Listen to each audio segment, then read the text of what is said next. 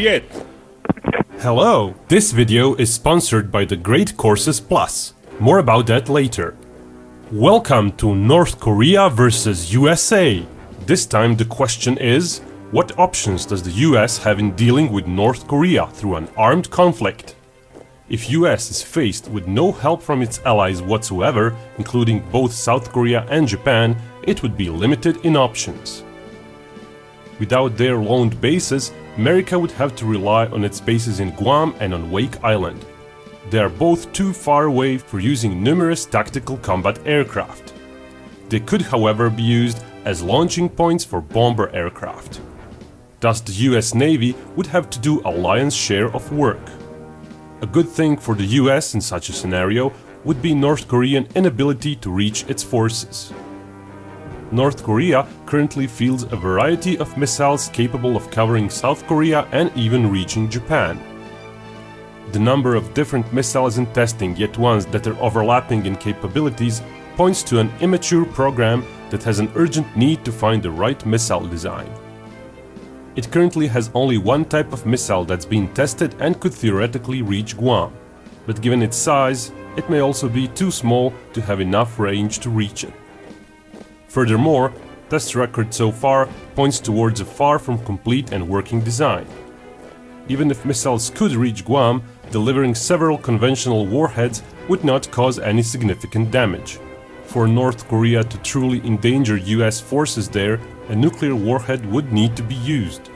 But hard data concerning Korean nuclear arsenal is not disclosed by anyone. Various institutes project Korea to have between several and a few dozen warheads. US intelligence reports claim all warheads tested so far were low yield.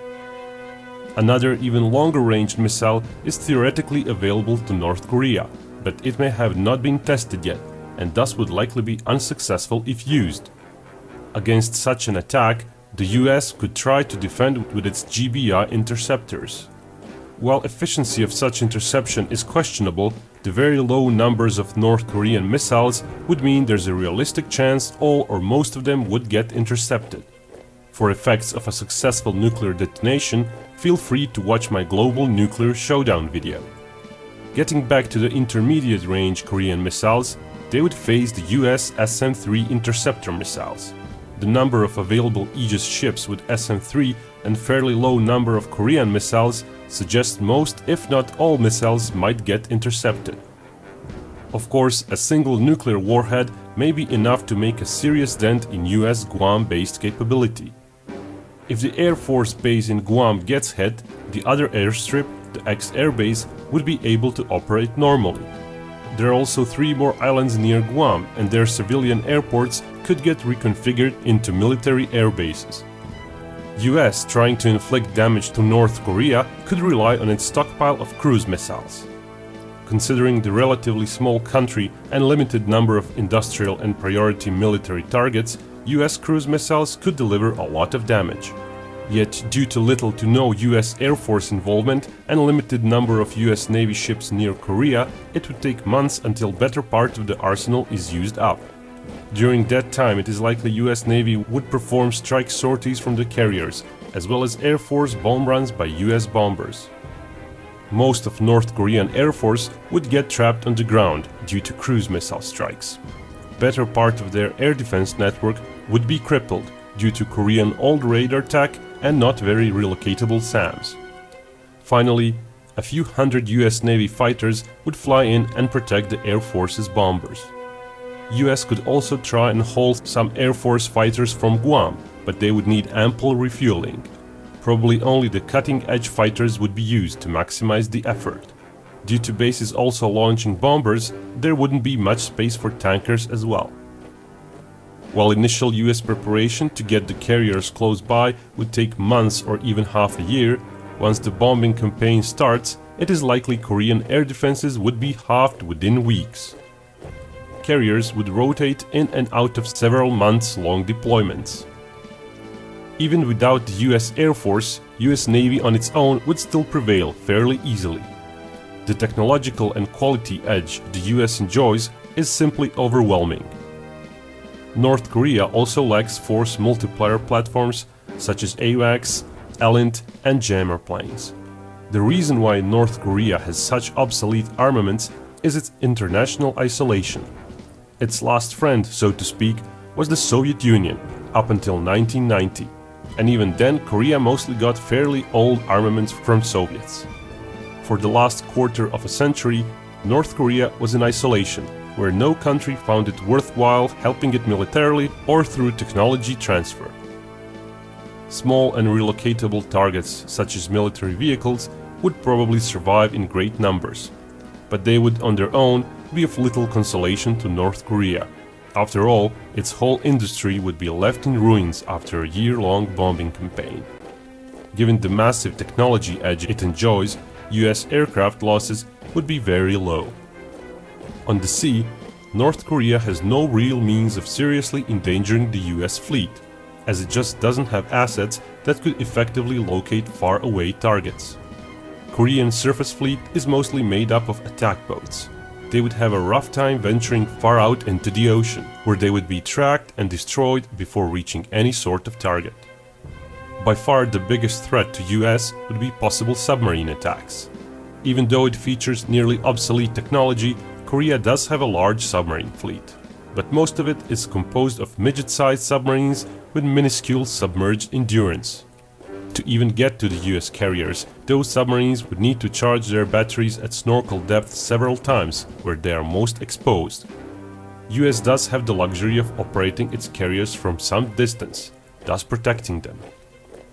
If some subs manage to reach the deep seas undetected, a less careful US ship might stumble onto them and get threatened.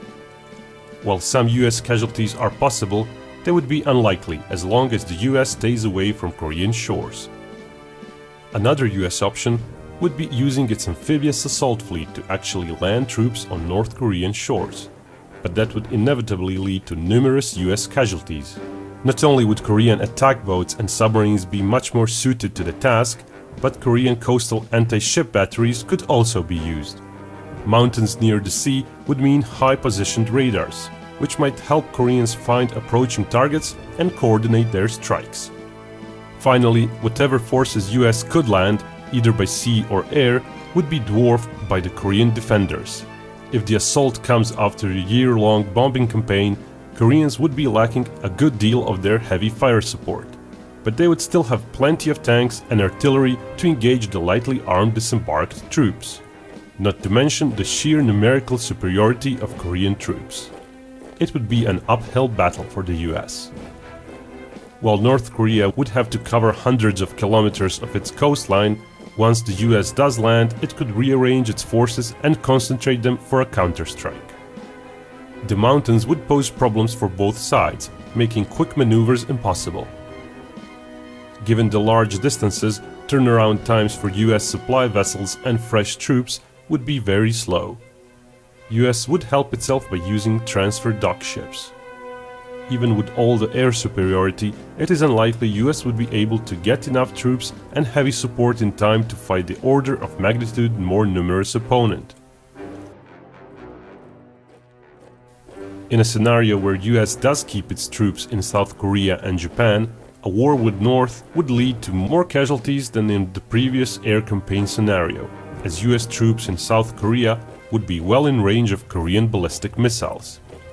US does have some anti-ballistic missile protection based there, but it wouldn't stop most of the missiles.